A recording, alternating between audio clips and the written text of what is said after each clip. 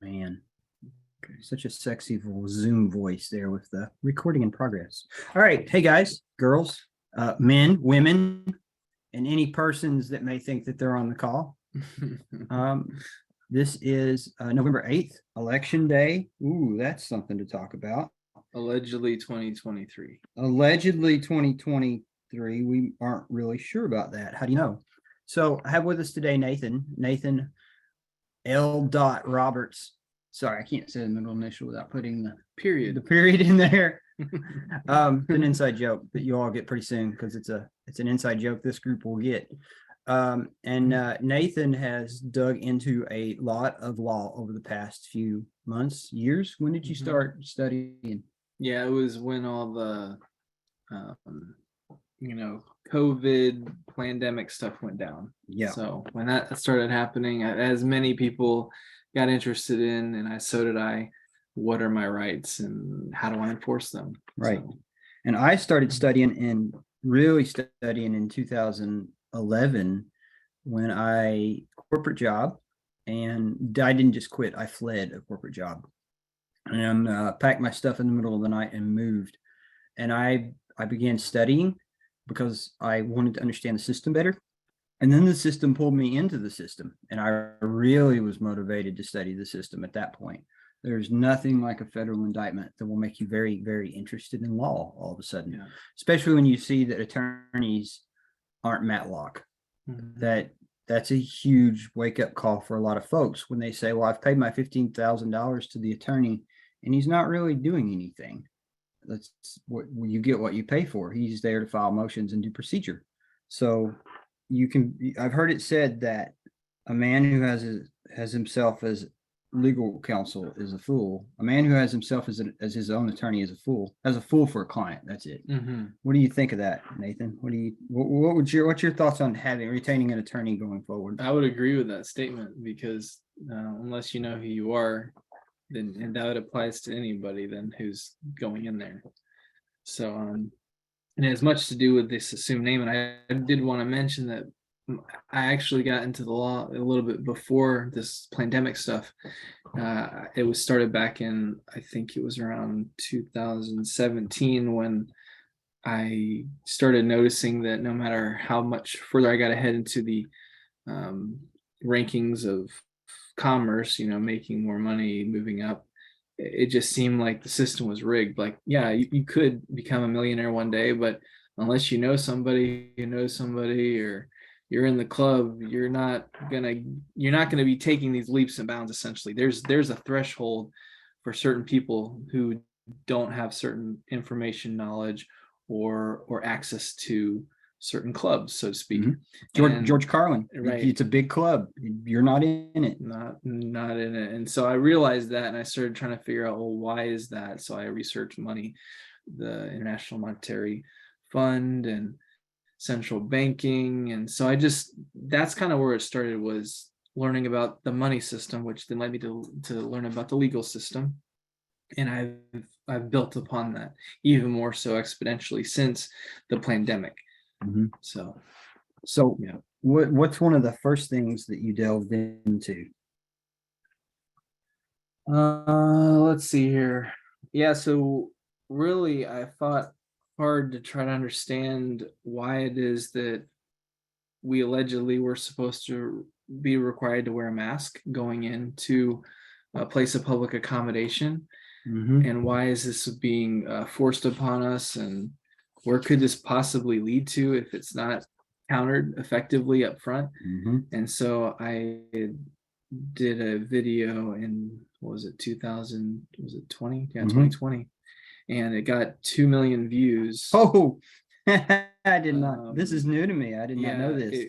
I went into a Kroger and I challenged this, unfortunately, very sweet girl. She had no clue what she was doing, but she was there to hand people a mask and tell them to put it on. I challenged that, and then the manager came over and I said, are you going to refuse me service to this place of public accommodation if I don't put this mask on? And he said, no, I'm not. You're able to come in.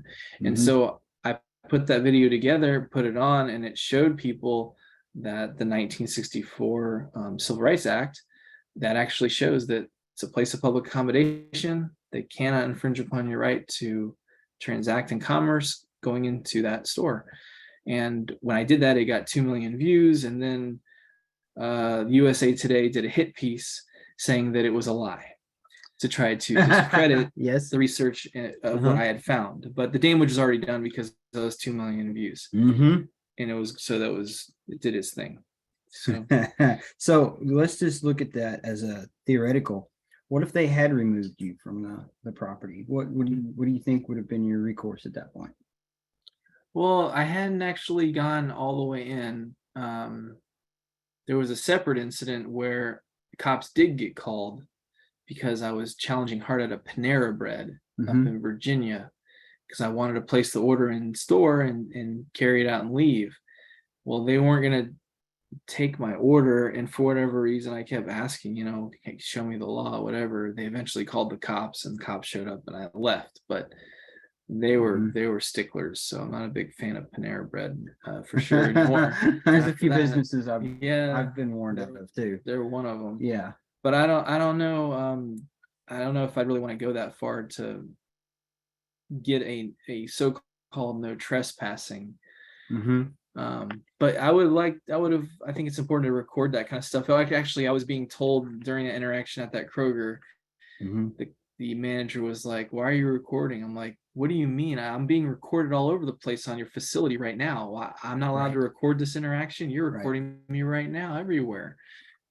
He figured it out. Yeah, and we stopped had pressing. somebody today who got kind of excited when they saw that they were being recorded. We were in a courthouse today Mhm. trying to conduct some business, and whether we were right or wrong, we Mhm. may be a little bit of both. Yeah. Yeah. We were trying to file an amendment to an assumed name certificate, and we threw a loop at the local county clerk, Yeah. and they ended up getting the Department of The Secretary of Secretary of State's State, office. sort of said the Secretary of State's office on the phone. The Secretary of State said she didn't want to talk to us, and we agreed we didn't want to talk to her either.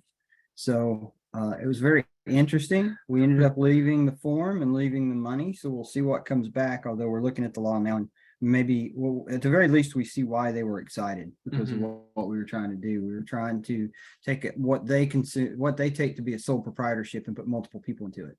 So I get why they were So like at the county level, what we finally realized after reading this very convoluted written law, it's the KRS, Kentucky Revised Statute 365.015, and every state is different. Literally, it is its own beast of a system to weave through, and Kentucky is no different. So at the county level, they only handle sole proprietorship filings, which is great if that's what you want to achieve. They handle it, no problem. You can amend it, you can dissolve it, all for a sole proprietorship. The moment that you want to have multiple name holders for a business entity name, you then have to go to the Secretary of State. However, when reading now the Secretary of State's office's provisions for setting up a business as a general partnership, they say that if it is done in the real name of the partnership, so for instance, like you say my name, Nathan Leon Roberts, that would be the real name of the business entity, then they have no requirement that the general partnership using its real name actually be even filed with the Secretary of State's office. So then brings into the question, well, how do you formalize the existence of a general partnership in the state of Kentucky without it going through the Secretary of State's office, so that if you wish to go into a bank and open up a checking account using this general partnership as a legal entity for transacting a business with multiple name holders, what document would they need to see to say, okay, yeah, we'll open up that business for you, that account for you with this business name? And that might be one of the things I might have to do. I might just have to go into a bank and say, I have a general partnership and I need to make sure that I'm giving you guys the proper form, because when I'm reading these statutes for what that would even look like, they don't even really define it. They actually say under KRS 362.180, it says rules for determining the existence of a partnership. And there's 4 bullet points. The first 3 just say what it's not. It's like trying to define a horse by defining what it isn't. Yeah, it doesn't. Everything that's left over is a horse. Exactly, and that's how they've designed the existence of a partnership by their statutes. So it is so convoluted, so weird. Now, if for some reason in the state of Kentucky you decided to form a general partnership that's not incorporated, of course, so it's not a limited liability, and it's using its real name, then you don't have to file with the Secretary of State's office. However, if you decide to have a general partnership, which is unincorporated still, not file with the Secretary of State's office, as it doesn't need to be, because it's using its real entity name. But if you wanted to slightly alter the name, so let's say Nathan Leon Roberts is the entity business name for the general partnership, which is unincorporated, not having to be filed with the Secretary of State's office because it's the real name of the entity. But I say, I want to use the name Nate Roberts as the assumed name for the business name, then I'd have to file an assumed business name for the existence of the general partnership real name that is an unincorporated partnership. So it is so convoluted, and then it doesn't even tell you what. This is where because we have all skill levels here. We've got folks who have fought criminal charges and won. We have folks who've probably been in jail. We have folks who might have been in prison. We have folks who probably are just joining and have not heard any of this stuff. And some who are scared that they may be going to jail. Exactly, and that's the scary place to be, because when you start being ruled by fear, and that's what the state wants. Now that brings something to mind here. What does it take in order to be competent in commerce? What do you have to do? Because people will say, well, I don't have time to go to law school. I don't have time to sit and study this stuff for 5-6 hours a day. I have a family, I have a job. So the question becomes, what does it take? Is it possible for the average person to be able to engage in this system on their own behalf without constantly having to pay for an attorney? And then when bad things happen, the attorney jumps aside and we are on the receiving end. And so that makes me think of one trait that you have. Your job actually involves processes. So you're constantly looking at streams of data, like if this, then that sort of thing, logic gates kind of thing, logic flow charts. And reading these laws is the same way. They're actually written intentionally to be confusing. And so when you read a law and you think this is confusing, you're right, because the system wants you to think that you have to pay one of their representatives to understand it because you're incompetent. Okay. And so you can still do the assumed name stuff. And if you don't know where we're coming from with the assumed name stuff, it comes with knowing who you are. And we've done tons of videos that are on the YouTube channel and in the group about why you would want to ever file an assumed name certificate. But if you want to become competent in this stuff, you don't have to spend all day, every day studying. What you need to be willing and able to do is, just like we were talking about this earlier, I worked for a corporation. The very first time I ever did a real true corporate job, sit at a desk, was in 2005.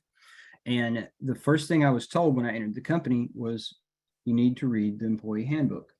And so I immediately found out that the people who were telling me to read the employee handbook had not read the employee handbook. And so if you go and start talking to, say, a family law attorney who's practiced family law at the state level in your state, the state that you're located in, for 15 years, there's a pretty good chance he's never read any of the statutes.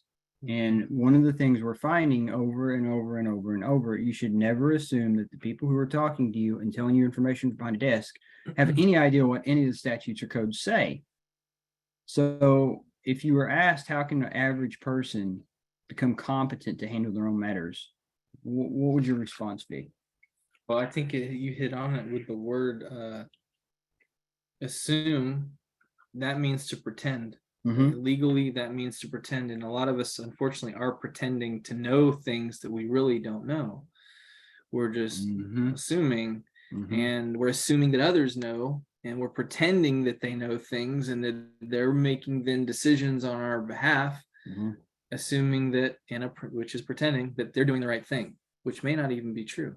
And one of the things that I have learned is knowing the rules and knowing where you're at, and that I have not learned it any better than through the course through Jurisdictionary, which is put together by an attorney who's practiced law, I think, for just almost 40 years, where I can tell that I believe he's a Christian. Not that it may matter to some of you, but I think a lot of the law does follow biblical principles. But yeah, biblical principles. So he has a really firm understanding of what's right and what's wrong, morality.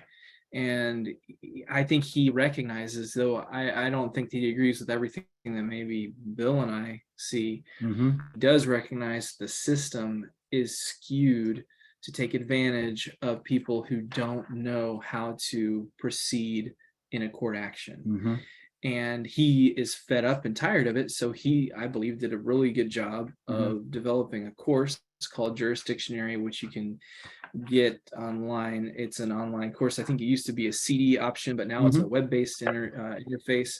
And you can go to howtowinatcourt.com and you can sign up. And it's, I believe, the cost of less than or about the hour. Half the hourly cost of an probably a really awful attorney providing you services. You can go on there and you can learn what an attorney, if they were worth anything, their weight at all, should be doing for you. So whether you use an attorney to handle your situations or not, you can know what should be required of the attorney to do for you, if not you even doing it yourself. Sure, it is mercy if you don't. Right. And Jurisdictionary is not a course that requires a massive amount of time. You can get through the core instruction in probably a good hard 6 hours if you push yourself. Yeah, and you wouldn't want to go fast. No, you want to take your time. Yeah, I would say you'd want to, I think in a solid week, if you put 2 to 3 hours in every day, you would pretty much, you'd be ready to go after a week. Yeah. And you so if it took you longer, it would sink in and you take notes while you're going through it. Yep. So I think that that's really important, because while this assumed name stuff that Bill talks about and what I'm talking about is really important, more important than anything is to first know the rules. It's kind of like let's say playing tennis with a tennis racket that everyone uses, but then all of a sudden you realize that there's this tennis racket that works even better. It's like twice as big. It's half the weight as others, and you can use it on the court against your opponent. That's like what the assumed name certificate is like. It gives you more leverage, so to speak, when you're operating within the context of the rules and the procedures of a court. So it really does nothing for anybody, in my opinion, based on what I've seen, to have an assumed name certificate or a general partnership, however the state construes that, and then not know what to do with it, how to use that tool. So even more important than even doing the assumed name, which is an amazing tool, is to first learn what is the game that you're operating in.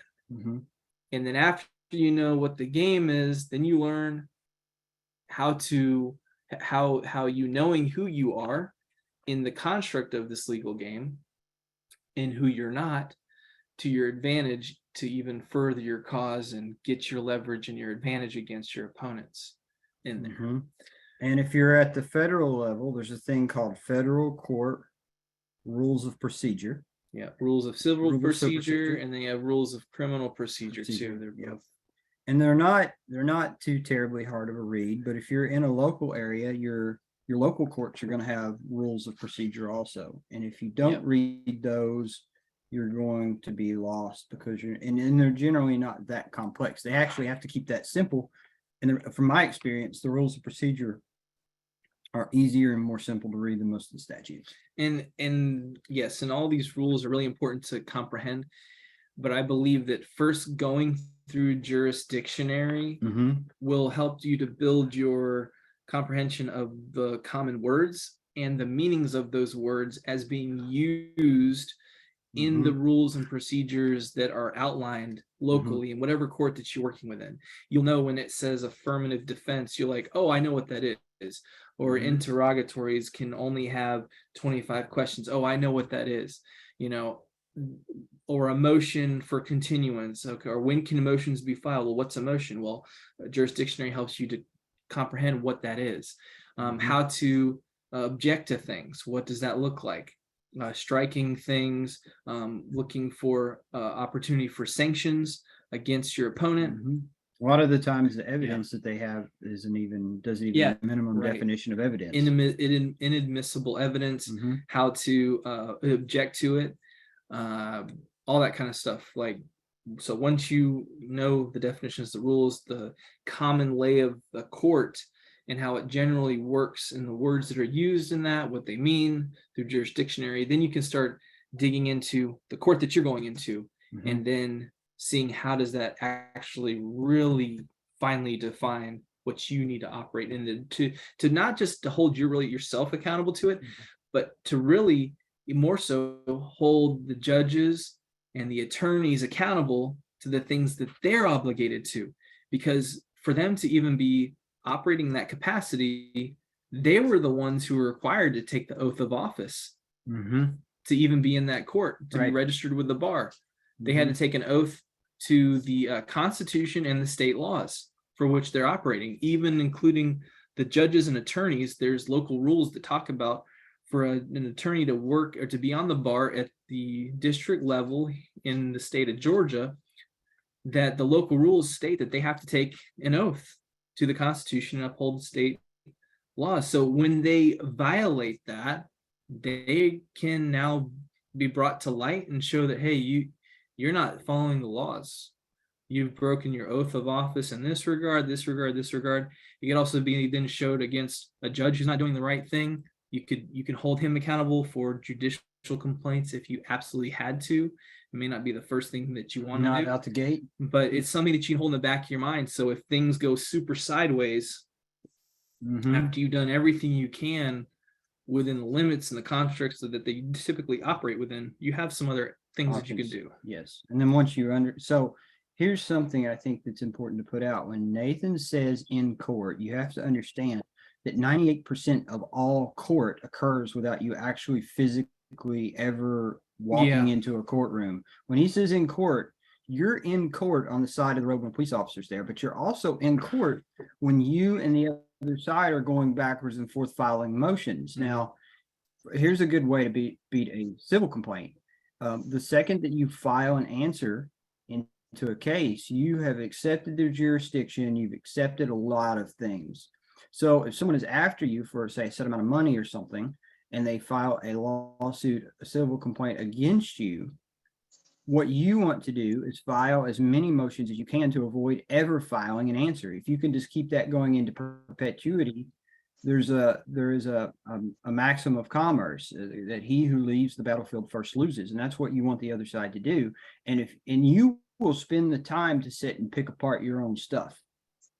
An attorney won't do that for you. Right. And in these court rules of procedure, there's like civil rules of procedure. They give you a format of defenses to getting the case completely thrown out.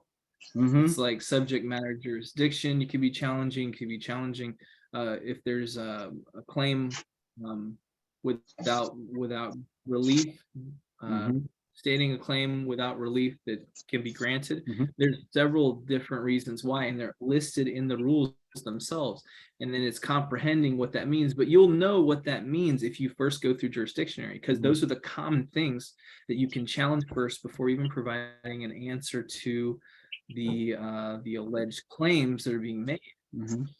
And this is all based on contracts. So one of the things that I've seen happen, Nathan, you've done this, is, okay, so somebody sends you an offer, and after they send you an offer, you send in, I've seen you do it, you send back negotiated terms, new negotiated terms.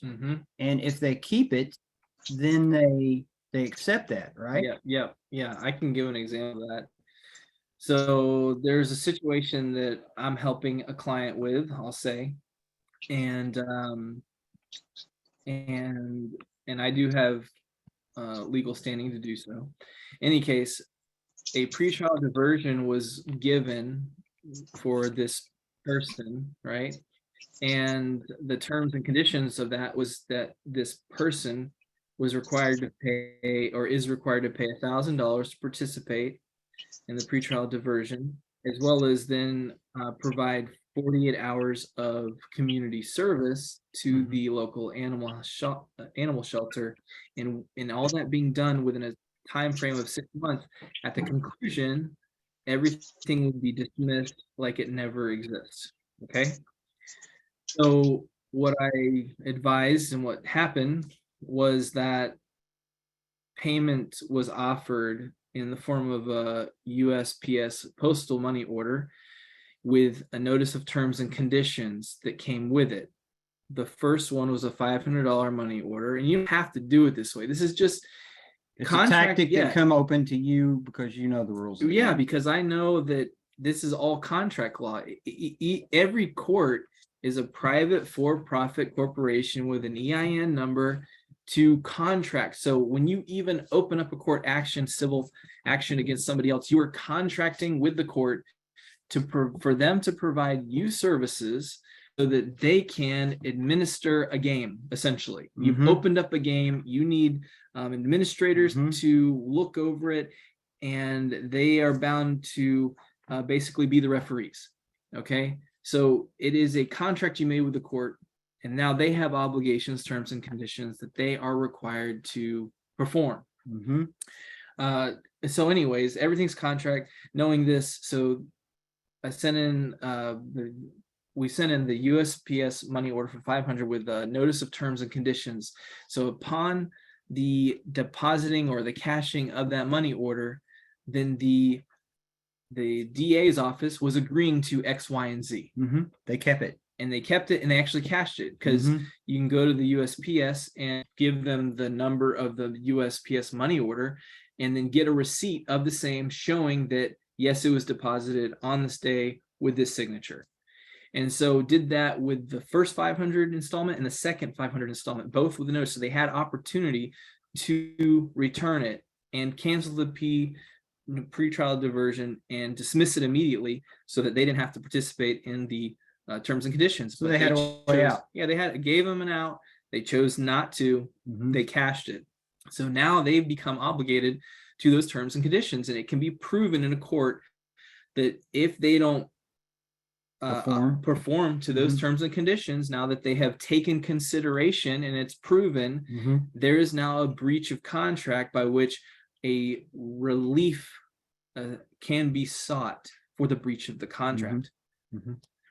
So this is just one tactic that can be used. Now, when the pretrial diversion was even signed, I advised that it would be done without recourse, all rights reserved, showing that it's a representative or an agent signing for the name. By doing all those things, the agent, being the name holder or owner, so to speak, of the DBA, is now legally not obligated. All liability is disclaimed for the instrument and the obligations thereof, meaning they can't even legally enforce it. Now, does that not mean that after you sign it that way, that if you don't go along with their game, that they're not going to attempt to intimidate because they want to test and basically create PTSD in everybody? Oh yes. So David versus Goliath. So that's why I even though went the route of having those documents signed that way, still provided them all the services and the money that was required in that pretrial diversion, knowing that they are now we have renegotiated the contract because they accepted the terms and conditions. So that left my client not exposed to being intimidated for them falsifying, not participating to the terms and conditions, which they wouldn't have been able to legally stand on, but because they're the ones with the guns and the badges, they have the ability to terrify people at will. So still went along with it, but renegotiated the contract and can prove it. And if they don't pay up after the services are performed, they will be promptly sued in federal court for breach of contract. Now that brings up an important point. I'm a firm believer. Sometimes you don't always get 100% win. Sometimes you have to concede on something. So what was that client looking at if they had just went along with the boat ride and had not done anything, right, and just accepted whatever was thrown at them? What was the maximum potential sentence there? Yeah, and there was and before that pretrial diversion, there's a lot more backstory to it, whereby the judges. So initially, it was a felony charge that came with 1 to 5 years, and then the client did not appear to the case for the arraignment and was hit with a failure to appear, which then became a second felony charge. So now it became a minimum of 2 years, maximum of 10. Okay. And so what happened was prior to the so-called failure to appear, the judge, attorney, the prosecuting attorneys, the DA, the sheriff, deputies, any cops involved, were all federally sued for about $1 billion in total, including the governor of the state. He didn't say million. Billion, 1 billion. And so that happened all before the so-called arraignment occurred or tried to occur. So they got hit with all that. And then the client did not show up to court because didn't believe it was necessary to be there. No contract, no need to be there. So several days later, client was then arrested, put in jail was going to be from end of February through the end of June, before another court date was going to be set for a rearrangement. That's what they do. They put you in there, and then they put off been the court 4 date months. because they want to soften you up. Yes, for 4 months. So what happened is that this client decided that the money was not the issue, just wanted to be left alone. So wrote a note to the jailer to give to the sheriff on the third day of being there, saying that if you basically leave me alone, let me go, I'll leave you alone. I'll drop everything. Let's call it even, Steven. And then did the next day another handwritten letter similarly to the judge that was being sued. The next day, this client, his wife, was able to get an attorney who was in good with the assistant, or was in good with the DA, who was also being sued, and as well as the judge. And in combination with these letters that said he'll abandon everything, and this attorney now being hired, because the judge and the DA felt comfortable that this attorney could handle this client so that he won't go rogue, they agreed, both the DA and the judge, to sign off on lifting the bench warrant the day after.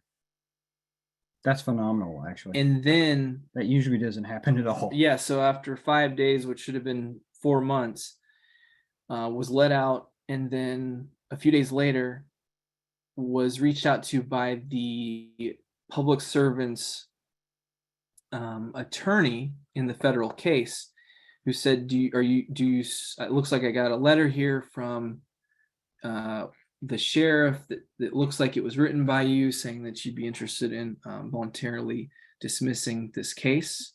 Are you still interested? And of course the client was still interested. So that got taken care of. And then eventually they decided they just wanted to let this go. So instead of it being a minimum of 2 years, well, 4 months initially before an arraignment, and then to serve at minimum, 2 years. the remaining 2 years will be remaining, or up to 10. A pretrial diversion was given, of which included $1,000 to participate, 48 hours of community service, and no plea being given at all. Case to be dismissed completely after the 6 months. So they just make it all go away. Just make it go away. That's a win. So yeah, there was some concessions that had to be made, but again, everything is contracting. It's a negotiation. Mm-hmm. That's so what happens to someone who just takes declaration of status, assume name certificate, and they just file that into a criminal case or a civil case that's against them? So it could be acknowledged by the judges and the DA. Mm-hmm. However, they have no obligation Mm-hmm. to acknowledge any of it. Right. And something else to consider is that, now here's the key to why don't they acknowledge this? But you file an assumed name certificate in there and you think you're going to school them on who you are. yeah, it's not going to mean anything because they're not obligated to do anything with it. It's just information. It's just like, it's kind of be like you want to write a note to your wife. A wife writes a note to the husband, this is a honey-do list, or these are the things I need you to pick up at the grocery store the next time you go out. It's like filing it into the court case, whereas the audience who's receiving it, they have no obligation to this document because it wasn't, they don't know who this is from, they don't know why it's going, there's no rules saying that they're obligated to it, so they're just gonna they only have just to sits do there. they only have to do what only what if they have to do. only Right. They're obligated to their oaths, their oath of office, and the rules of procedure that bind them.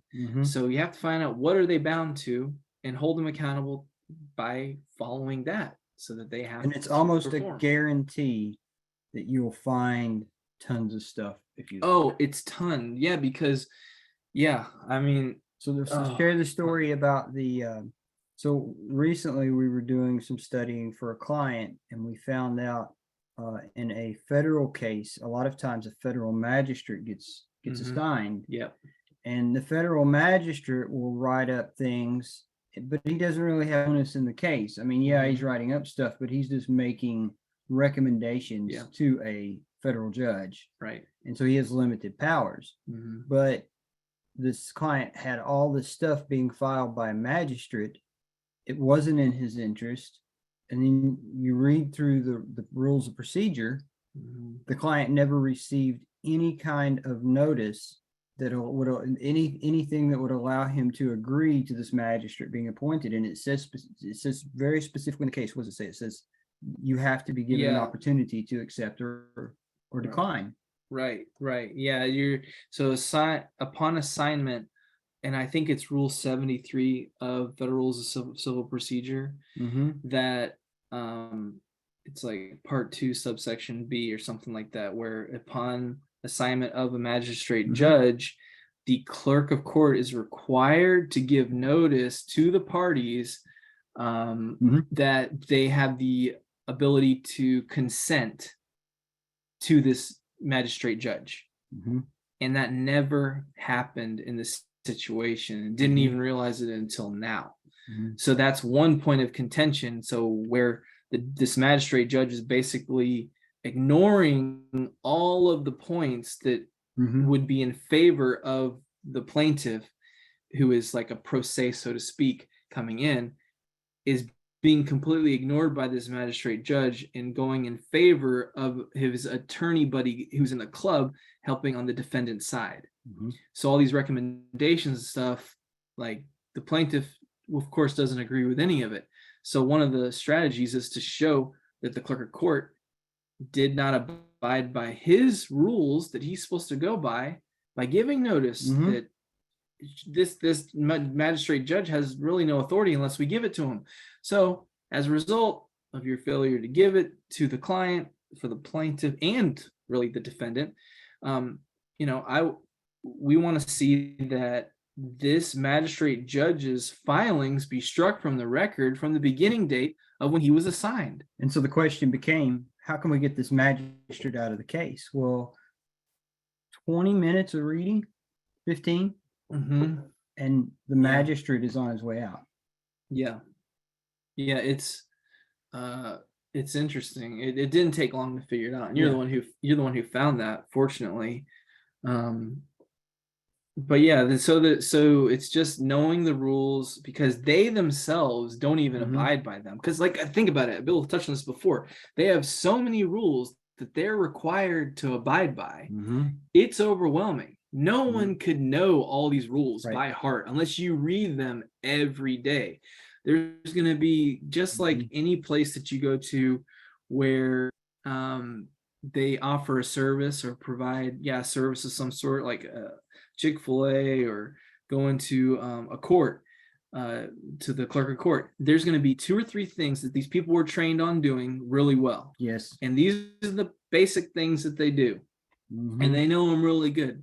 The moment that you tell them, you know what, The fourth thing. yeah, the fourth thing is something that you guys don't only do. I need you to do this. They don't know what to do, Hmm. or I want a Chick-fil-A sandwich with mustard on the underside of the chicken Yep. and a double bun on the top. You- Like it's Your gonna throw a whole your wrench. whole- Your system the doesn't whole know how to system. process it. Yep. It's gonna wig them out. But you can use that to your advantage. Yes. So, Yep. anyways, uh, Yeah. I have a good story about that. There was during the whole masking thing, there was a fellow that consulted me who worked for a very large corporation, but he was in an office with only about 15 or 20 people, but it was part of that corporation. So it was like a really small office, but they had all these massive policy books guiding them, right? mhm. And so he called me one day and he said, "We just got an email that says that we all have to wear masks when we're at work. None of us want to wear masks. We're all against this. We think it's crap. We're up each other's butts every day anyway. If anybody's going to get sick, we all get sick. It doesn't matter." He said, "We don't want to wear the mask. What should we do?" And I said, "Well, it's pretty simple." I said, "The next time you see your coworker without a mask, you need to report him to HR." And he said, "What? What? Why expletive? What?" And so I said, "Yeah, but the next time your coworker sees you without a mask, you need to report him to HR. The next when you sees your boss without a mask, your boss should report you. You should like everybody needs to report everybody for not wearing a mask. And also, you need to read through your policy handbook, and anything you find in that handbook that anybody's not doing to a T, even if it's commonly accepted, needs to be reported. That includes stuff that HR does and that corporate does, and that, if an email is required to have a signature at the bottom and somebody sends you an email that doesn't, you need to forward that to HR, quote the policy. He said that within 2 days they had an email because they made a game out of it. And within 2 days they had an email that said, "Don't worry about it. We no longer are going to be enforcing this policy." And they didn't say why, but we know why. It's because if you're going to play the game, play the game. I mean, make them conform to everything. Exactly. And if in court they're going to make you conform to the letter of the law, make them conform to the letter of the law. Right. But in order to do that, you have to be able to read the law. Mhm. And generally, here's the thing. Let's take a dog bite case. You can look at all the codes and all the statutes, and they're huge. Okay, like I can look up Kentucky Revised Statutes, and it's massive. But the dog bite stuff may be one page that's like this much paragraph on dog bites. That's it. And so, like the assumed name statute is a little difficult to understand, but it's literally only 4 pages of very narrow margins.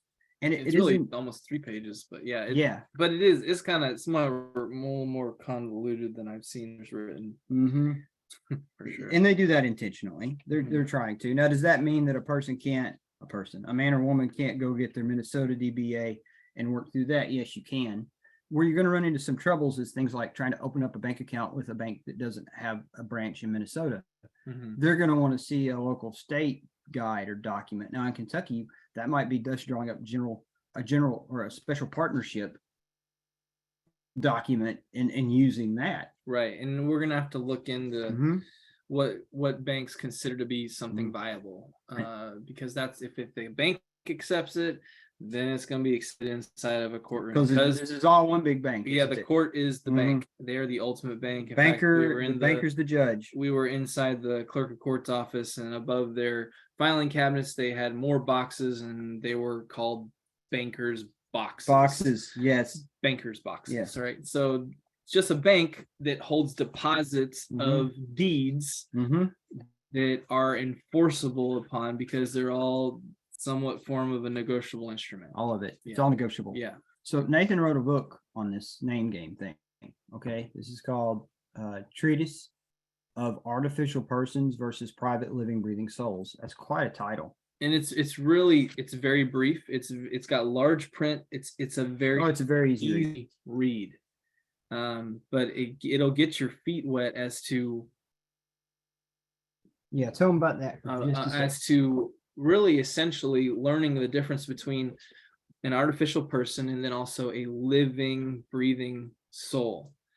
Because even the word man and woman in the legal definition, legal dictionaries, they do not really bear any weight. So if you go in to a court, you use the common word of man or person, most people in their mind, the average layman thinks, oh, that's a living, breathing man or woman with flesh who was created in the image of God.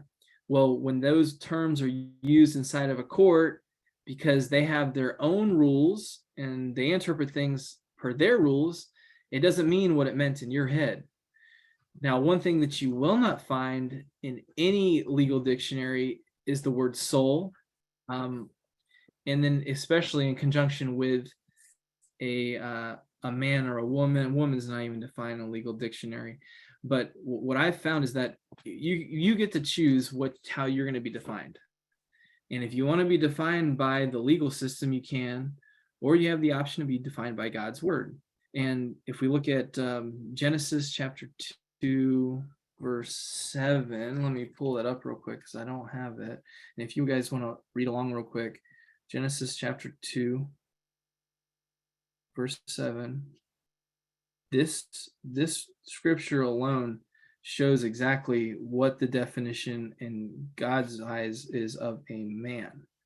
It says, and the Lord God formed man of the dust of the ground and breathed into his nostrils the breath of life, and man became a living soul. There are no living souls in court.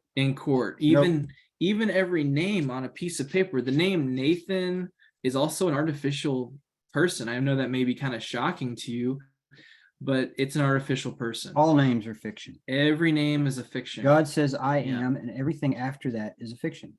Yep. So when people are like, well, my name is Nathan and I'm a man on the land. Well, okay, so Nathan is an artificial person. It doesn't breathe. It's not flesh. It's not made in the image of God. The name is not in and of itself, right? It's something to be written on a piece of paper. It can be spoken out of your mouth, but it's an artificial person, because if I change my name to Ted, is my being changed? No, I'm still the same being that God created me to be in the living flesh, breathing soul.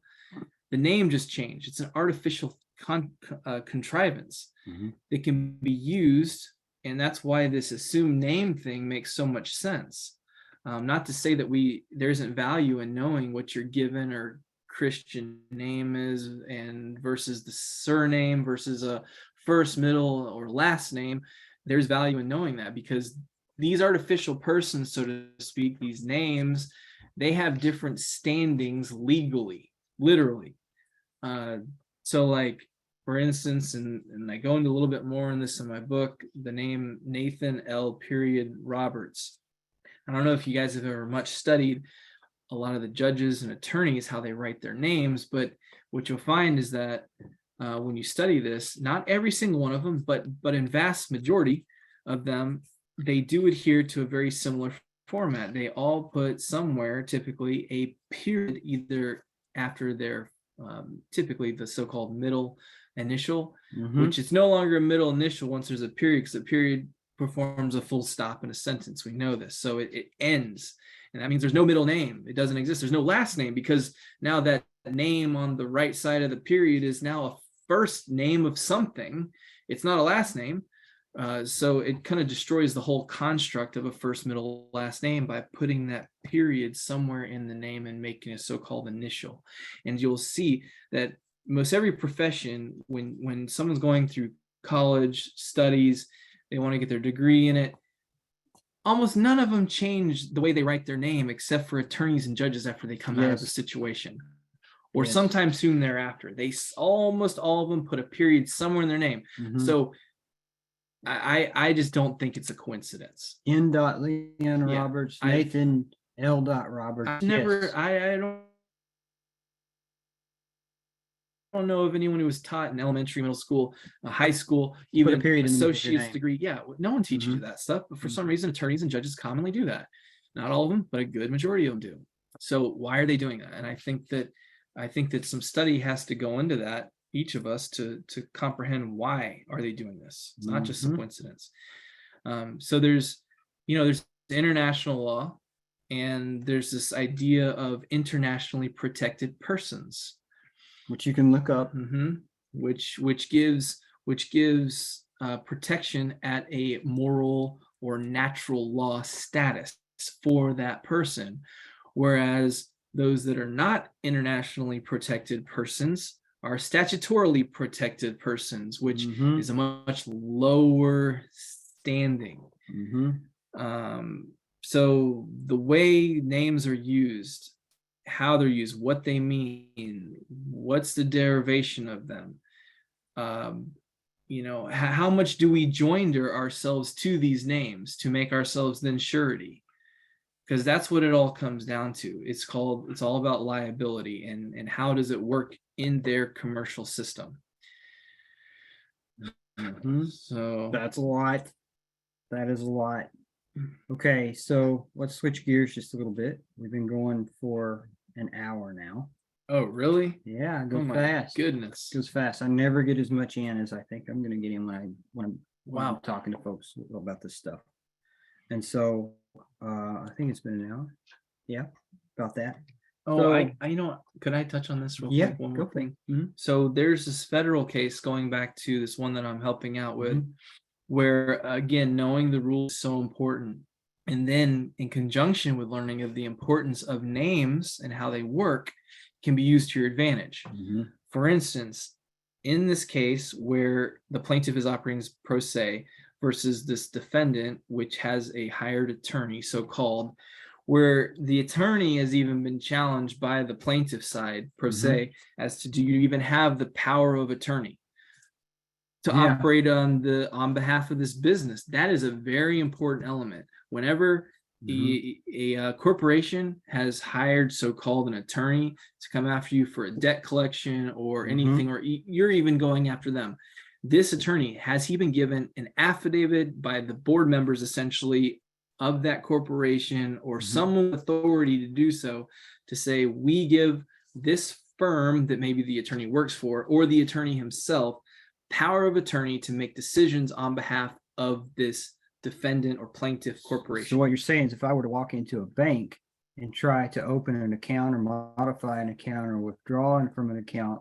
that you have interest in or power over, it's your account, then without a power of attorney, they wouldn't let me do it. Right, they shouldn't. And if the bank did, the bank is now held liable for any damage, for those damages, such as similar to a court. If the court allows an attorney who hasn't, when it's challenged, to prove their power of attorney, operate in the capacity of power of attorney when it was challenged, and denies the opponent to be provided the evidence and proof of that power of attorney, and damages occur or things happen against the one who's challenging it in a disfavorable fashion, well, now the court then becomes liable. So it's an important element to challenge, including not just with civil cases, but also, I believe, in prosecution cases, because district attorneys, they are required, think about it, the Commonwealth of Kentucky or the state of Georgia, that is a business name. Yes. That is being used in a commercial transaction via a court action of prosecution against another business name, essentially. And the district attorney has to be, I would think, challenged. A motion to prove power of attorney or power to use the quasi-corporate seal and name that's used, this Commonwealth of Kentucky or state of Georgia name, whatever, in this Mhm. court action. They have got to show that they have the power to use it. If they don't, then they are prosecuting without authority, and they then will be held personally liable for that action that is causing damages. And how many people ever think? Because how many hundreds of thousands of cases are prosecuted every single year. I wonder how many people ever think I should dig into the bona fides of the prosecutor Mm-hmm. and see if he's actually licensed to practice law, Oh, and and that's another not element. make an Yeah. assumption Yeah. that the name that's on the bar license is the name Correct. that's being entered in on those documents. Exactly. And that's What is the yeah. same is not different, and what is different is not the same. Yes, and that there's a legal maxim for that. Mhm. And that's really important because that goes back to if you're in a federal civil action, Mhm. And there's probably another federal rules of criminal action that Mhm. probably has a corresponding element to this. But for the federal rules of civil procedure, when an attorney, so-called, files in any documents for their client, it has to be signed by that attorney Mhm.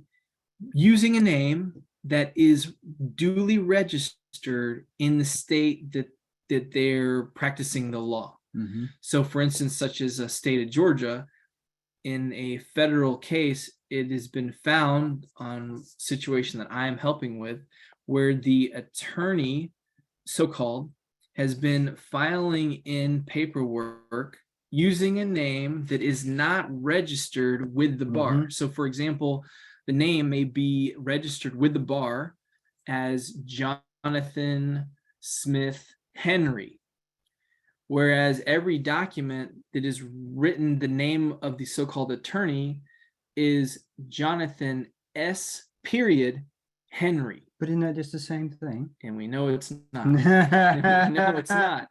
And so Rule 11 says that every document is required to be filed using that name that's registered with the bar. Mhm.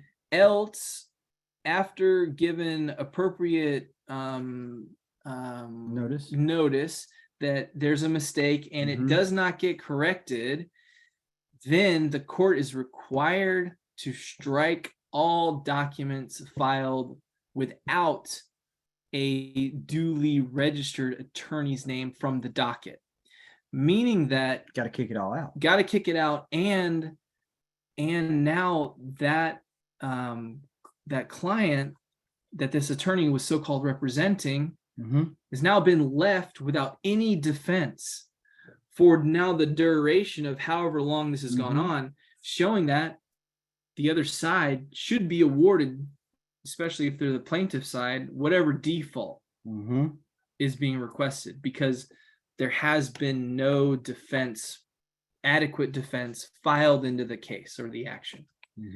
So default judgment needs to be given to the other side as a result. So in a lot of the cases that you've consulted on, what I think people are really afraid to go into court, but I think most of your wins can actually occur before you ever even have to walk into court. Right. Like all the stuff that you were talking about with this federal case and this client, how many times has this man or woman walked into a physical courtroom? Yeah, there's not been one living soul appearance on a video conference or even inside the courtroom so far, and it's been just over now 1 year, and that's for the federal. Now that doesn't mean it's going to be the case in every situation. Federal cases, they typically like to probably handle things as much as they can through the paperwork until they can get a conclusion, but there will be times where it's required to have those hearings. So be prepared to go in to the court, because you'll have to potentially do that. But it's also possible that you might have a situation where it may all be handled through the paper and mailing stuff in. Right. That's possible. And no one likes confrontation. We don't like walking into a place where we think somebody can actually get us in trouble. It's like being sent to the principal's office. We were all made to fear going to the principal's office. Yeah. But the thing is you got to push yourself to get past that, because first off, it isn't that scary. They don't have that much they can do to you. right? If you walk into a courtroom and you're respectful and you've studied, odds are you're going to walk back out. Mm-hmm. Now, here's where a few years ago I started thinking to myself, I said, self, if something were to happen to me again, what can I do to prepare? And it takes community. The folks that you're up against all have tons of backup. Mm-hmm. They have bailiffs, they have attorneys, they have clerks. What do we have? And I can tell you from experience, talking to FBI counterintelligence at one point, that the two things they do not like to see us do. Number one, they don't like to see us studying this stuff. Number two, they don't like to see us building community. Mm-hmm. Because the second that two or more people to get together and they start studying this stuff, they call it something negative, sovereign citizen group or movement or something like that, and militia, right? And they try to shut it down if it gets. And of course, a lot of that is people going out into the system and doing hazard stuff. If you can just study jurisdictionary and do what's in that, you can probably win the greatest majority of things that come your way because you can pick everything apart. Mm-hmm. Yeah. Throw the name game on top of that, understanding who you are and who you aren't. So, for instance, here's a very basic thing. Can you tell us the difference between a general appearance, a special appearance, and why you don't like to do either? Yeah. So general, whenever anything's considered general, Mm-hmm. it's Like going a general signature. Yeah, it's Open. It's open blank endorsement saying here it is. Here's the deal. Could you I'm please not- sign here? I'm not reserving any of my rights. Do Mhm. what you wish with it. Mhm. It's all yours. Do what you want. Mhm. So typically that's how we deposit things in Mhm. general. Yeah, we just do a blank endorsement on the check. We just write our Right. signature, cursive signature, and go. Right. Or even any contract. Mm-hmm. Now, Yes. and that can be problematic. Mhm. So So general appearance is general's walking in and not- saying, "Have at me what you will." Here I am. I'm yours. Do what you wish based upon whatever you think I am. Oh, and first off, you're making an appearance, and men cannot appear. Only artificial things can appear, like spirits. Mm-hmm. Yeah, appear and disappear. Yes. So you And- can be there in the flesh, and they can hit you with failure to appear. That Yeah, always in fact, they confused me. almost did that with me Oh yeah. because they changed it with one case. I did go and Mm-hmm. kind of represented myself. I don't know how I look at that now, but Mm-hmm. was there and was really there for the so-called estate because that's what I was referring to. It's a business entity estate. And they initially did a failure to appear, Mm-hmm. but then when I asked them about it, they said, "Oh, well, we updated to a failure to show."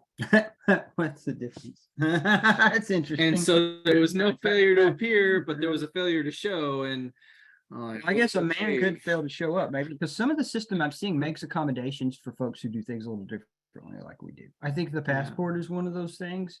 When your mother applies for a social security number on your behalf, she fills in an SS5 form, which includes checking your given name and your inherited surname or family name, and converting it to a first, middle, last name. It translates When you as they apply say. for, yes, Mhm. when you apply for a passport, it happens the opposite direction. They take your first, middle, last name on the passport application and they convert it back to a family name, surname, Mhm.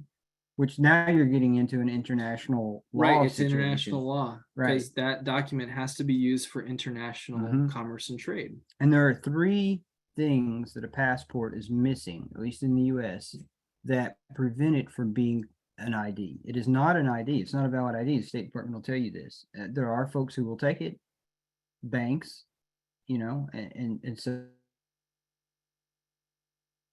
such. I've used passports for Because years, dealing with it at this Mhm. point. but it's not an ID. Right, because it's not an it's ID in missing their a terms. Yep, missing a legal name. It's missing it's time. Not a legal name. Uh, You mean a No, it's missing a passport. Doesn't have a legal name. It has a family name and well, even a surname. family name and a surname is a legal name. well, that is legal, but Right. it's missing the first, middle, last. right, the Yes. first, middle, last I get you. attributes. Yes. Yes. A family name and a surname is a legal name of another flavor. Yes. Yeah. Exactly. It's missing a domicile, Mm-hmm. so there's no No domicile, no address. address, and it's missing a citizen. It's missing a nationality. Now, people will say, "Well, my passport says nationality," but in the U.S. anyway, it lists United States, and United States is not a nationality.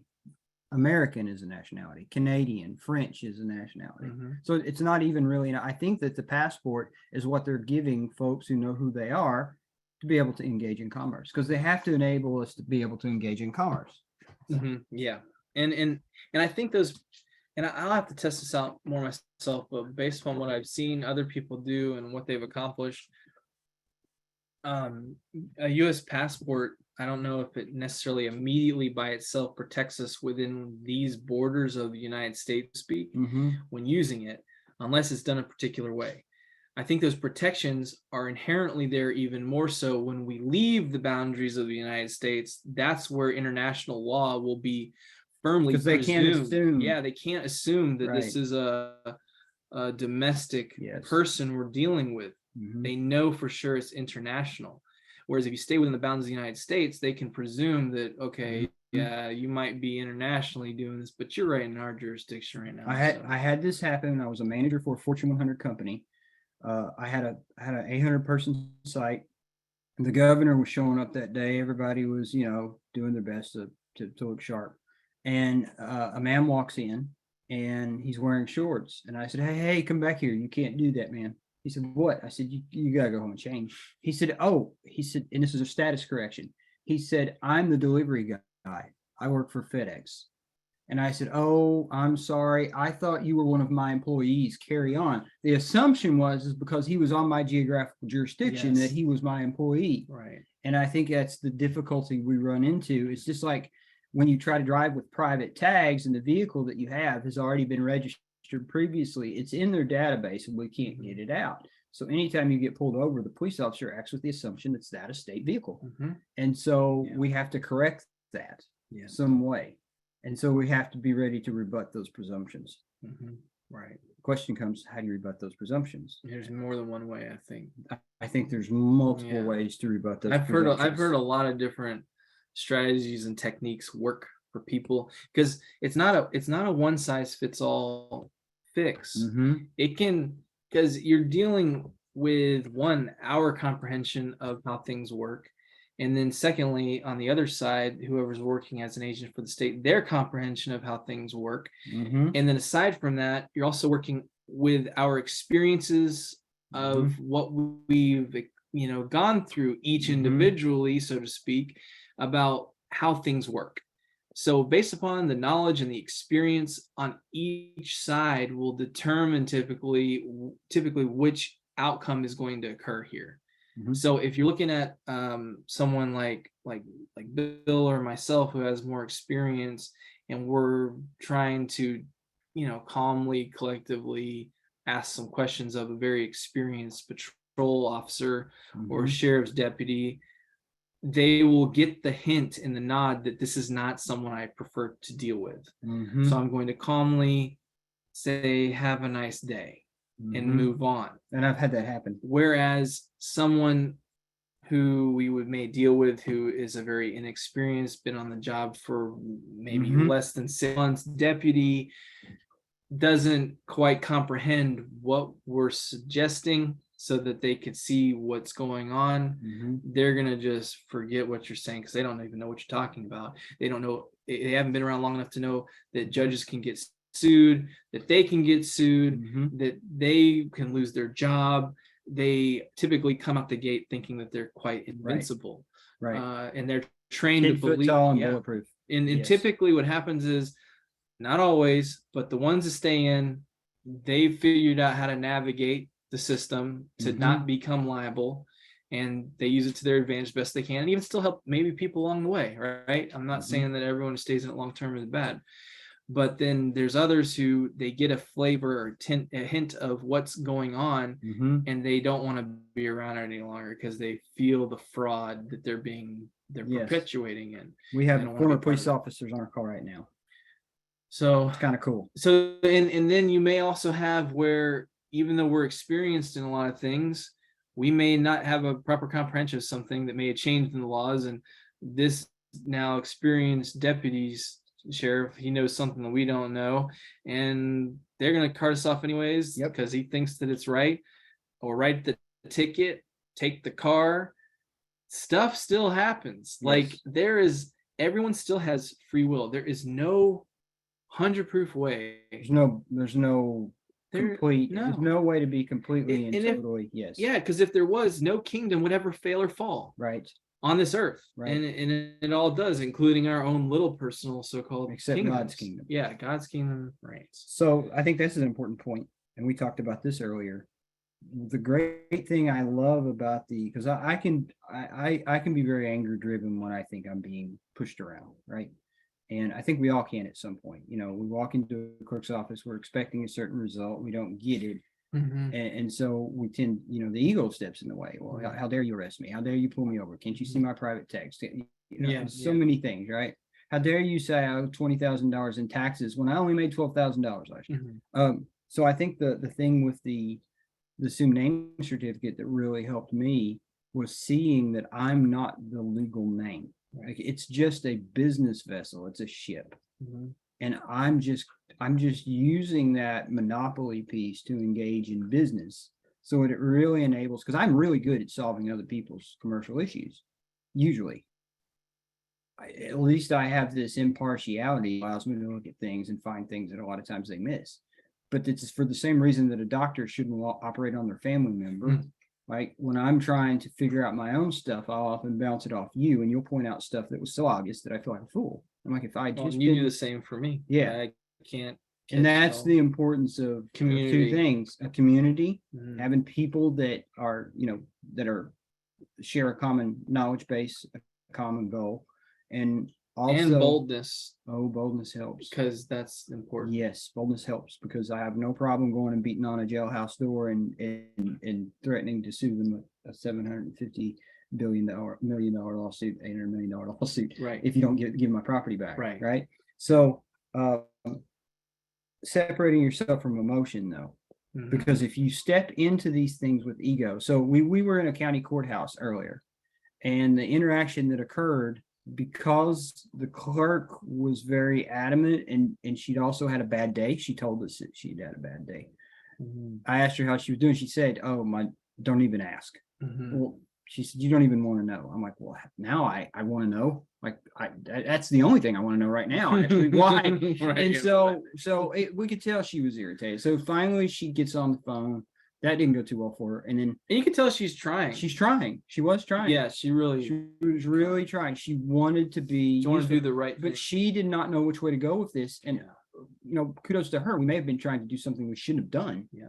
But that's how you learn. And I actually said that to her and the clerk, who she finally went and got her boss. Yeah. And I said, "Can we all just learn together?" And it seemed to soften things. And at the very end, I made a joke, did the whole arm touch, thanked them both. I asked the girl her name, and I said, "Well, thank you for trying to help us out, Rachel. I greatly appreciate it."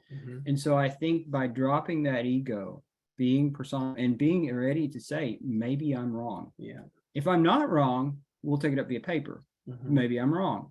And so one of the things that I understood the day that I was being led away to jail was, maybe God wants me in jail right now. Maybe that's where I need to be.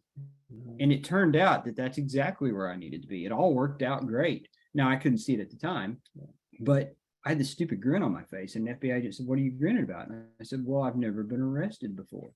And he said, "So that's like good thing?" I said, "Well," I said, "Here I am being let out by the FBI, and my pa always said that when I do something, I do it upright." And they didn't even know how to take it. Like, one of the guys even shook my hand before he left the jail and said, "Hey, man, I appreciate talking to you today. I learned a lot." I mean, that's great. And then we were able to take care of the whole thing later on paper. And you get plenty of time to take care of things. If you have a coming court date and you aren't prepared for it, there's a thing called a motion for continuance. Doesn't mean it's going to get granted. You should still be ready, but you can always ask the court for more time. And judges, what I've seen, are very, very agreeable in trying to help out people who seem to be honestly trying. Yeah, typically, yeah, because they see it so rarely. Someone try to come in and sovereign. Yeah, so-called I'm a sovereign citizen, a free man on the land. Yeah. And they're cocky, and they're rude, and they're mad that they're there, and it makes everybody's life miserable. Yeah. But it's different if a pro se, so to speak, comes in and starts trying to abide by the rules of procedure. Their game. they seeing, okay, this guy is or ladies trying to respect our rules here and how we do things. So yeah, maybe they do need another couple weeks because they had a family member die and they can't attend, or they got really sick, they can't be here. Okay, so we'll give them a chance. That's not uncommon. I've seen it. Yeah, I've seen judges try to guide folks from the bench. yeah, and I mean, yeah, absolutely. I don't think they all want I think sometimes these judges they see the injustice of the way it's set up, because right, the whole legal system. No one. My son was shocked when I told him this. He's 14. I said, no one, because we homeschool and he's learning law, whereas I didn't even pick it up until a few years ago, essentially. Right. And most people don't ever pick it up unless they're calling an attorney to get some assistance with something. And then they believe everything the attorney tells right. them. Oh, no, we can't do that. You got to do it this way. And even the attorneys, they don't get to learn law until after they've done basically they're actually finished the bar, because at the conclusion of finishing their degree, they really learn pretty much that they don't know anything about the law. And essentially the so-called good old boy system is just going to do what they want once they get into the courtroom. Unless there is somebody who is not bound to the oath of office and scared of losing their income, such as a so-called pro se coming in there and using their rules and procedures, raising Cain, so to speak. Yes. That's where everything changes. Someone who's willing to look at a rule and say, yeah, this was broke, and if it doesn't get rectified, I will be pressing a claim. Yes. Yeah. I've always said the most powerful thing that we have in the system is knowing how to press a claim. Yeah. So, well, we've gone on for quite some time now. Let's cover one thing real quick that we're trying with that we're waiting on word back as far as the passport and USCIS. Oh yeah, so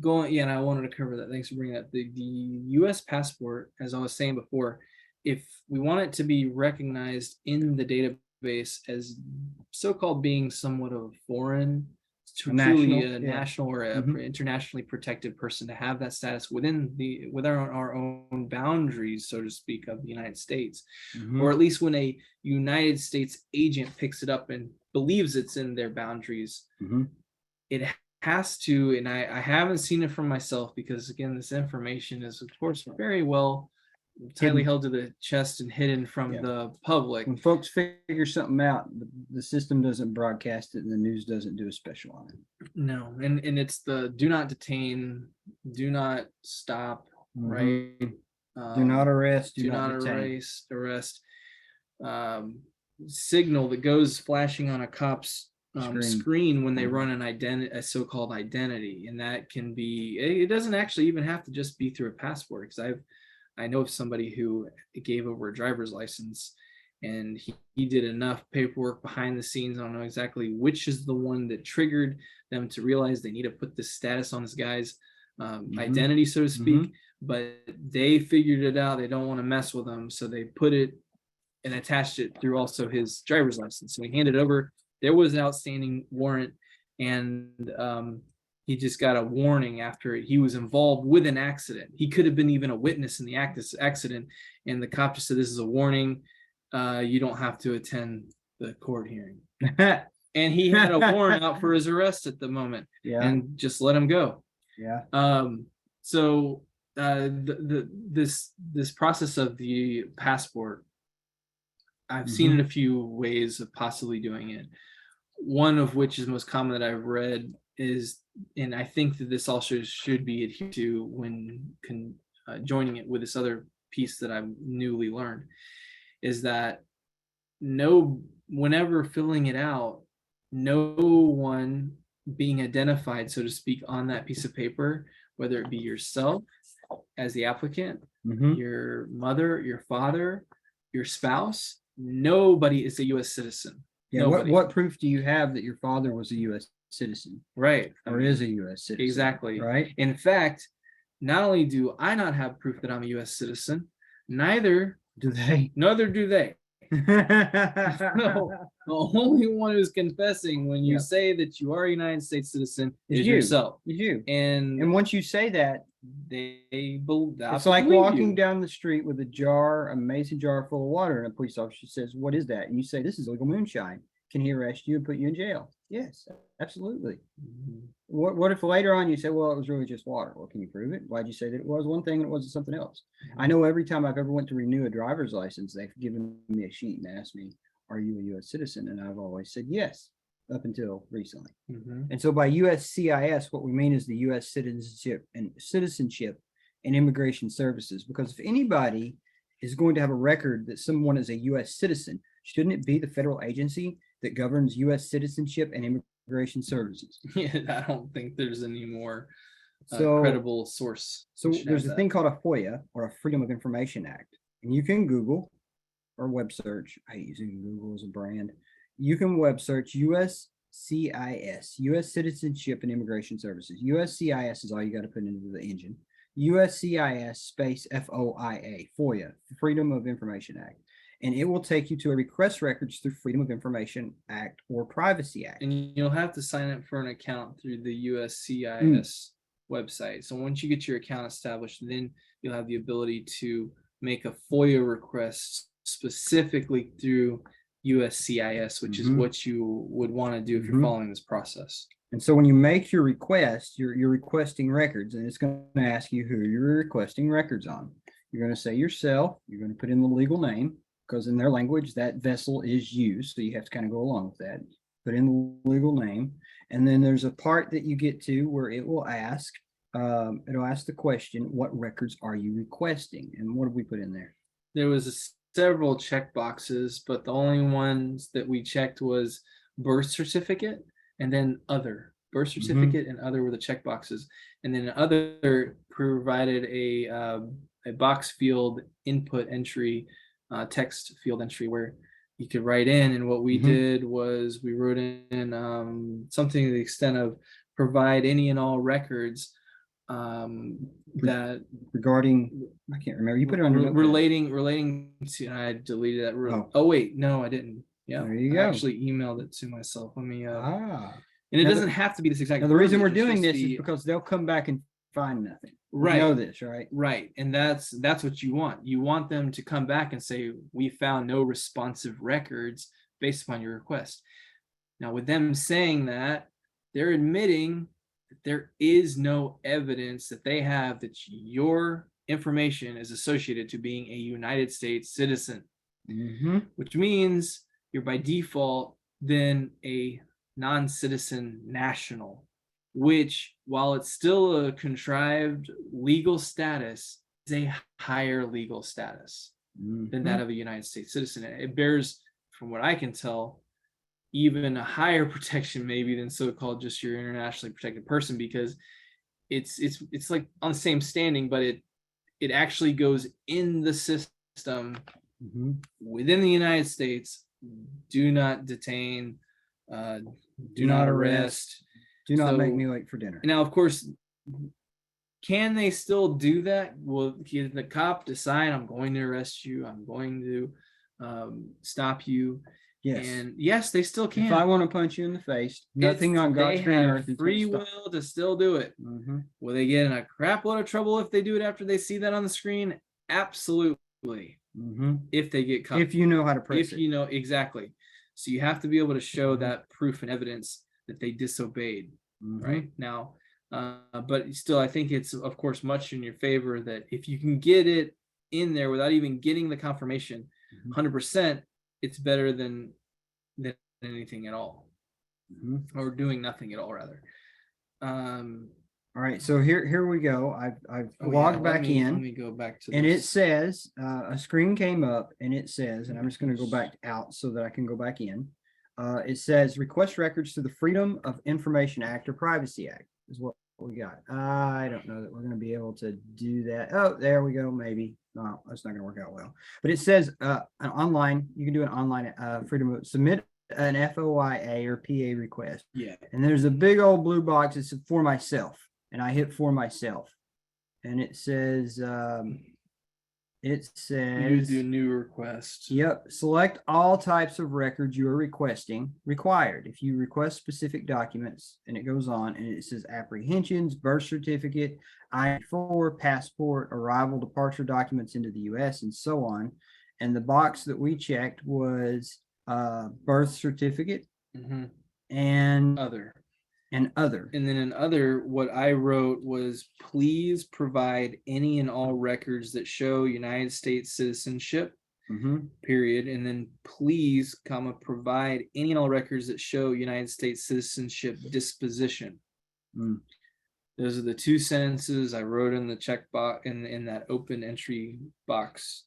Now, also additionally, we each put on here to have this kind of like expedited for the reason of qualifications for expedited processing. There's like, I think 4 different reasons you could choose from. To me, this always applies, whether or not the others do or not. It's the loss of substantial due process rights. Without knowing your whether or not in their You're system, a U.S. citizen. you're a US citizen. Yep. That'll change your due process of rights. Absolutely, because you're going to be treated completely different as a citizen. Yeah, as a citizen, statutorily, they can throw a piece of paper in the mail and say, well, we gave you your due process right there by the law. No, due process means it actually has to be served, so-called in person, by somebody handing you a summons in your hand. Right. At the proper locations, or not, at least at the improper locations, without trespassing a property. And a lot of times, service of property or service of documents, service of process. Thank you. Service of property, service of process. Even from the beginning, they usually don't follow the rules. Right. Yeah. They usually make mistakes from the beginning. Yeah, and that can also be a potential motion for dismissal of a case. Yep. If they screw up the process of service, or service of process rather, whether they trespassed on your property when it's a private property, any number of reasons, like let's say federal rules of civil procedures say that at minimum it has to be someone who's at least 18 years of age or older. If it was someone who's 10 years old, comes up to your door and hands you the paper, well, boom, there's a violation of that, and that can be thrown out. There's so many different reasons. So we have a quick. Okay, so you submit this. After a while, you get back a response. They're going to say we have no record. No responsive records found is what you'll get, and it'll. Well, unless you would have if you came over from like Greece and you did naturalize. Maybe, and it's possible. Maybe there is, but I think typically there's not going to be. There's not going to be anything. Right. So then you have positive evidence. And I don't even know. Maybe even naturalization. I wonder. It'd be interesting if anybody on our call knows anybody or is going to do this, and they have actually naturalized as a United States citizen. It'd be interesting to follow.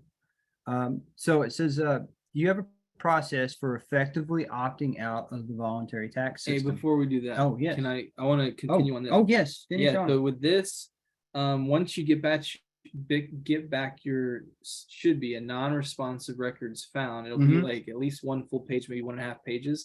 It'll show on there not necessarily the questions or the exact request, but it'll have an identification number associated to your FOIA request number. That document can be used, I believe, in conjunction with specifically filing in your passport, your application for U.S. passport, because what they're going to do, they're going to have access to looking into that FOIA request. When they see that you're filing in there with that, they're going to know, oh, he knows he's not a U.S. citizen. We know he's not a U.S. citizen. So we have to mark him as a non-citizen national. Who is higher legally protected person. Because we were given notice that he knows that we know that he knows that they know. Yes. So it just strengthens your position when you file it in. It does. So, and don't be afraid to put the legal name and the social security number and all that stuff on an application. What's more important is how you sign it at the end. Yes. If you have registered the name, you are not an individual. And that gets us into the next question here. The only way I know of that it is impossible for you to sign a 1040 form from the IRS, which is a individual income tax return, is to not be an individual. What is an individual? An individual is a man or woman who thinks that they are the legal name. I know I'm not the legal name, and I have evidence to prove I'm not the legal name. Well, let me rephrase that. I'm not the first, middle, last name. Mhm. So at that point, I think you have achieved a status where you can't be a position where you can't be taxed in income tax. In fact, I think that also in conjunction with this FOIA request, no responsive records, you may even have Mhm. standing to take that document and go into the IRS office and show them that they have been taking money from you unrightfully so, Mhm. and you need a refund, Yep. even a possibility. Now, with that said, I think everybody who owes taxes should pay taxes. Yep, anyone, I agree with that. I think Mhm. anyone who's obligated to the laws contractually, that they should abide by every single one of them. Right. I'm not in defiance of any of that. I think that they should do it. But once you get that assumed name certificate and you do it right, call the IRS up and ask them how you should sign. And here's a story I often tell. In 2012, I tried to file a tax return. I included a check, but I got to that part at the bottom where it said sign under penalty of perjury, and I called the IRS and I said, okay, so my whole self-assessment here says I owe $2,022.13. If it's $2,022.14, am I committing perjury? And to get down to brass tacks, it was finally an agreement. Yeah, you're supposed to try and you have to be accurate with your assessment. I said, okay, well, that's great. Thank you. And I sent in the return with the check, but I didn't sign it. Didn't sign the paper Return. there, the return. You signed the I check, signed the check, but not the return. signed the check. They could have cashed the check. They sent me back the return and the check. They said, you have to sign the return. I included a letter saying, I appreciate your offer, but I don't want to sign the return. I'm more than willing to pay any tax I have. Here you go. And I sent it back. They sent it back again. And so that started a 6 or 8 month backwards and forth with the IRS. But the fact of the matter is we have to volunteer. Now, does that mean they couldn't have hit me later for failure to file? It's just like being in court and being there in the flesh and them hitting you failure to appear. Mhm. But once you've done your studying and your due diligence, I think you're a lot better prepared to deal with that, because here's the fact of the matter. Anybody can get arrested. Anybody can get hit with a frivolous filing. Anybody can get hit with a failure to file. I mean, you can get hit with an audit. There's just so much It's that not can happen. if, it's when. It's when. It really is when. And if it's not you, it'll be someone you know very closely. Or someone in your family, your spouse. Yes. It's going to be something. Mhm. But I really know of no way not to file it, not to be liable for individual income tax returns other than to not be an individual To not be a United States citizen. and not be a United States citizen. That's right. How to deal with them when they ignore our letters and attempt to levy our accounts and wages, where you don't want a personal account. You want a business account. You need to take that assumed name certificate and go open a business account. Residences are made to be broken into. Businesses are made to be secure. A IRS agent can empty your personal bank account out with the stroke of a key, but a business account have to get a warrant in order to do that. So you need to start moving away from anything individual or personal, and you run your business as a business, and your first, middle, last name is a business. Yeah. And even if, and this is my theory, is even if you've opened up personal accounts, when you file your assumed name, you can provide that to the bank and also give them a notice of right to privacy, where you can show them through a one-page document that you still reserve your right, that anyone who wants to access this account that is a business account showing you have your assumed name filing, it's not a personal account as you thought it was ever, because if it now all of a sudden could be filed as a business name, it's always actually been in fact a business name. It just wasn't Except filed. you were making a mistake not knowing who you Right. were. You thought you were the first, middle, last name. And so I think that you don't necessarily, I don't believe anyways, that you have to close everything down and start all over. You just have to figure out who you are and then start cleaning up the documentation, essentially going back and fixing the accounts, showing, hey, this is the notice of the assumed name filing, and this is the notice of right to privacy. No one has access to accessing any of the information in this account, including the IRS, without getting my written sign off explicitly given as such. Right. Anybody who's not me or my name holder does Yeah. not get to make any changes this to my is all account. private information, Mhm. business private information. Mhm. So that's and it works. I promise you, this stuff works, especially when you do a notice of right to privacy. I've even had a prior employer who I did this with, and there was a debt collector that was trying to get to them to get Get to me. information on you. Yeah. And so they sent in a request to ask if I was working, or the name was working with them. And because I did that notice of right to privacy, my employer respected my right to privacy because they want to become liable for giving out information that I didn't consent them to give out.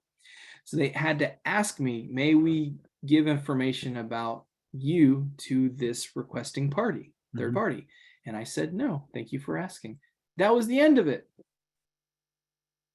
Debt collection was no longer going against me through my employer. Jackson, in your question, you said I have an ANC and a business bank account. I send a letter to the IRS, credit companies, so much more, but they continually ignore the letters or just close cases as resolved. So let's do with the IRS first. It seems like I'm failing to make any traction here. What would you advise? I'm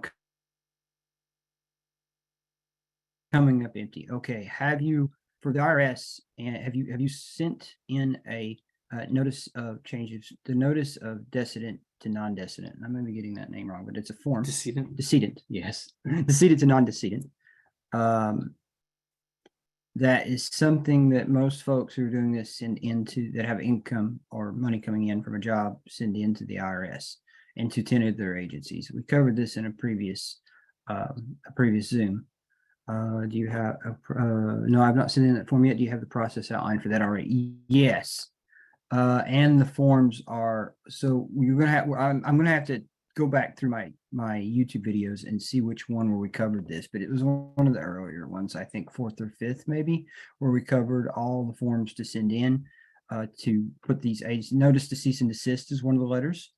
Remember doing that? Notice to cease and desist. And sometimes it works, sometimes it doesn't. And sometimes they'll keep coming. Yeah. And that's when you're going to have to dig into their stuff, and you're going to have to,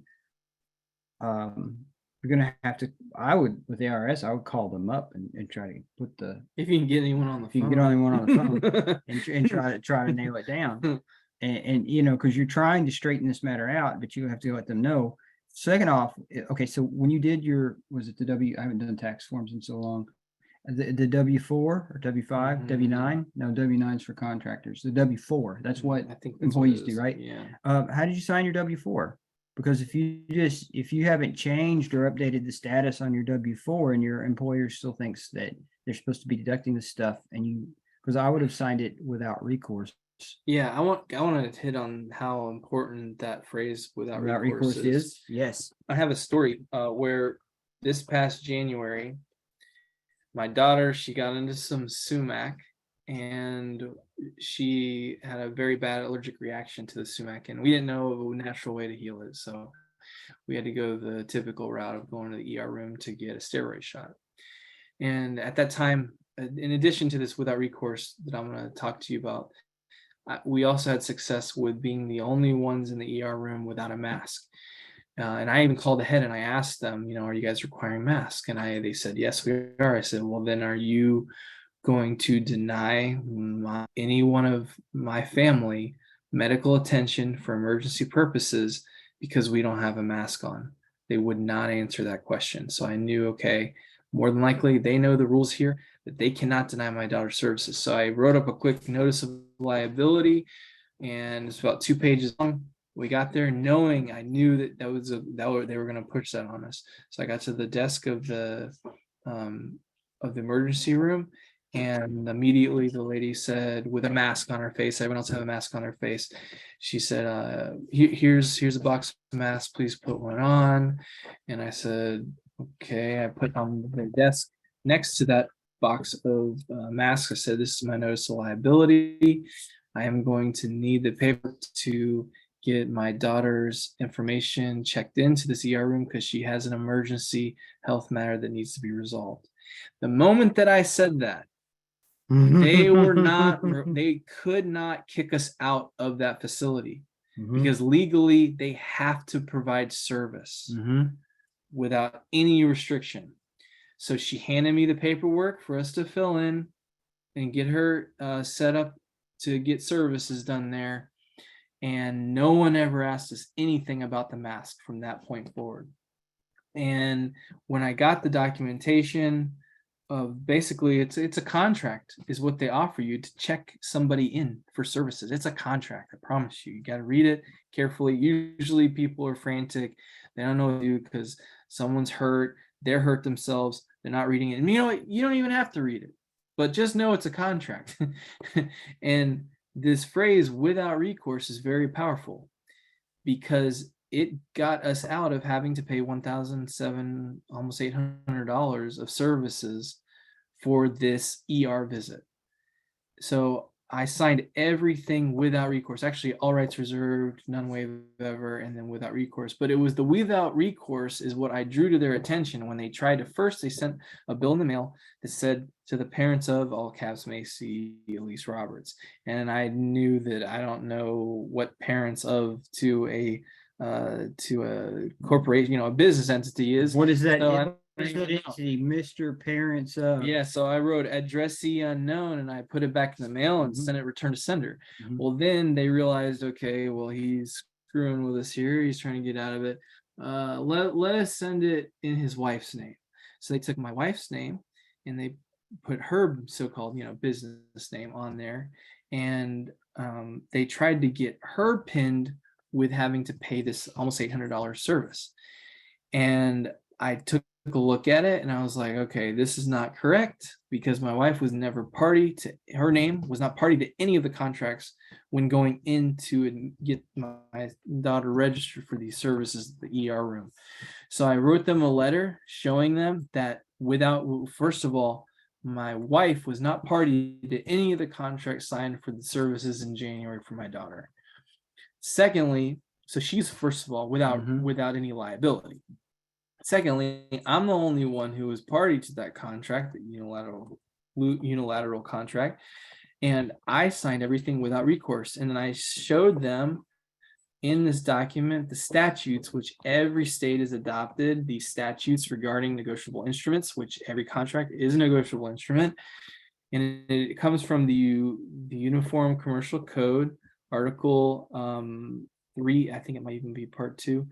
Yeah, I think it's anyways, when you look at it, you'll see that the signature part shows that when something is not a check, like a check you'd write with a bank, it's just a typical negotiable instrument, any contract, you write it without recourse above the name being signed, that signature automatically shows disclaiming any and all liability to the contract's terms and conditions. And so when I pointed that out to them, they stopped sending bills. So the last time I received a bill was, I think in the springtime, it might have been April from them. So we're almost the end of the year, haven't heard anything.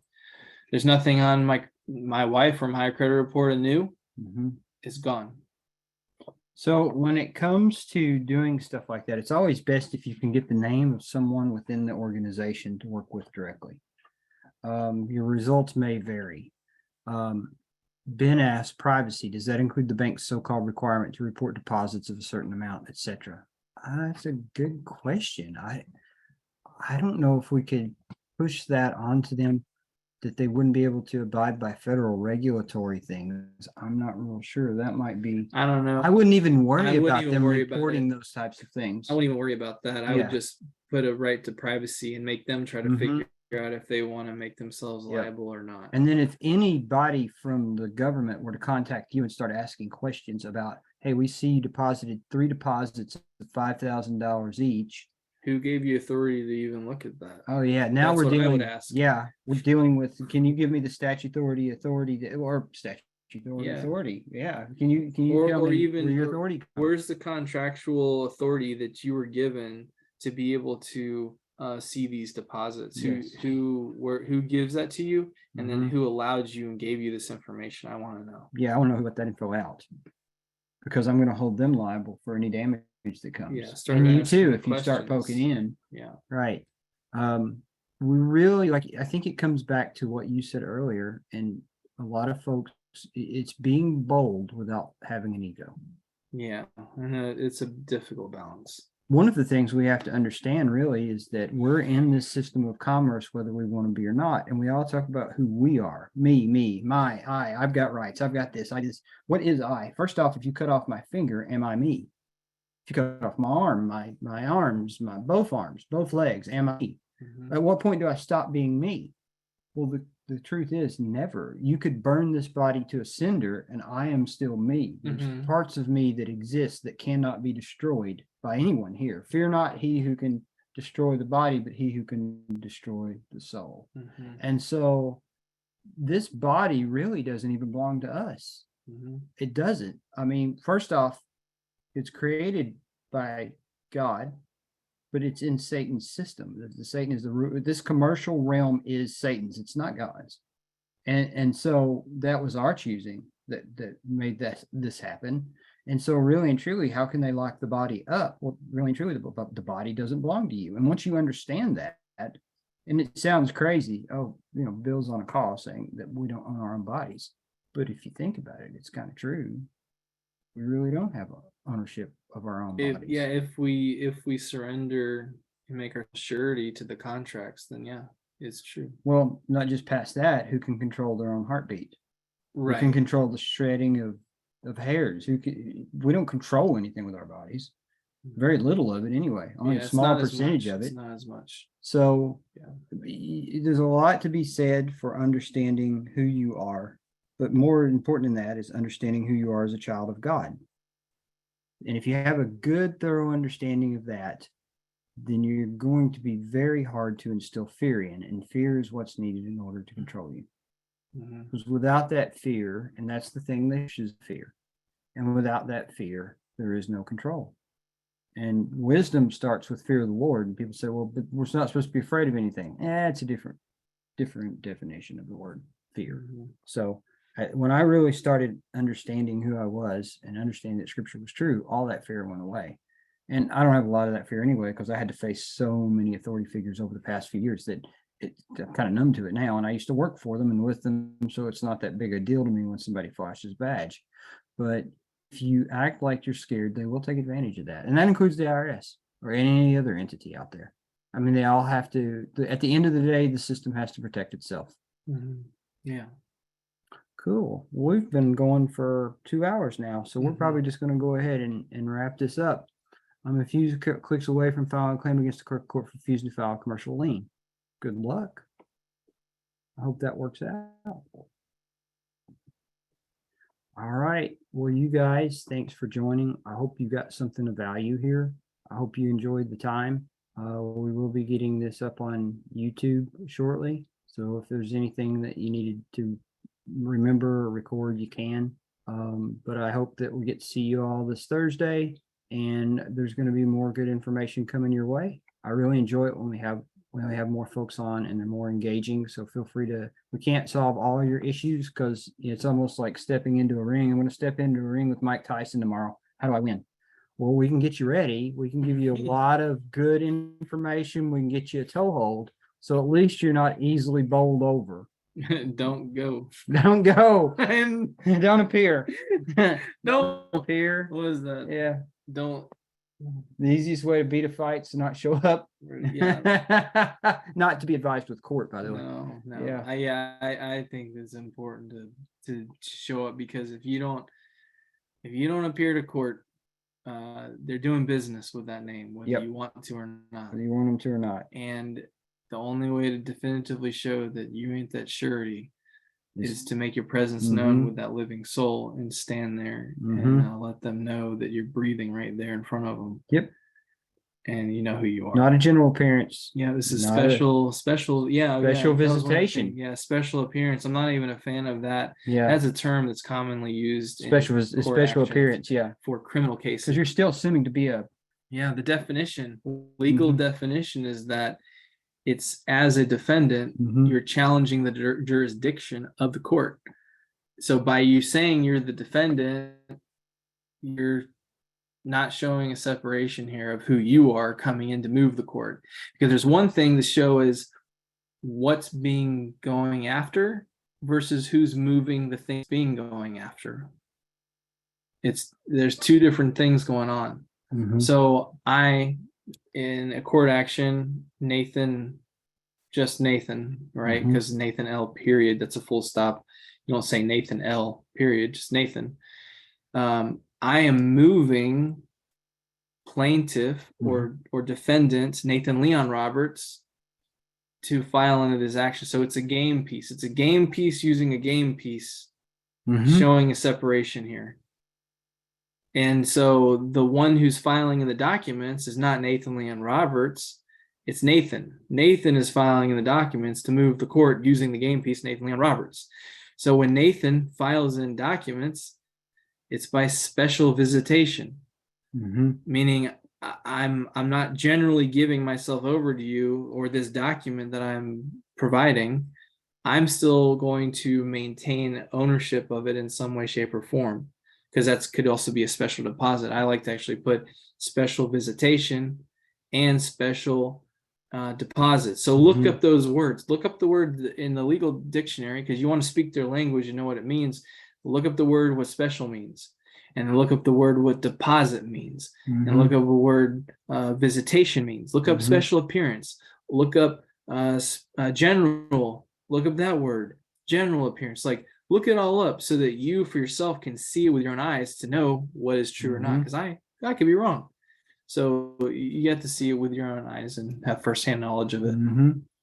Yep. I used to be a special agent for the government, not a general agent. I now realize I would have had more power as a general agent. I don't know. I think you might have more power as a Special agent? Yeah. Yeah. That would be my opinion of it. Interesting. More of a private capacity. Yeah.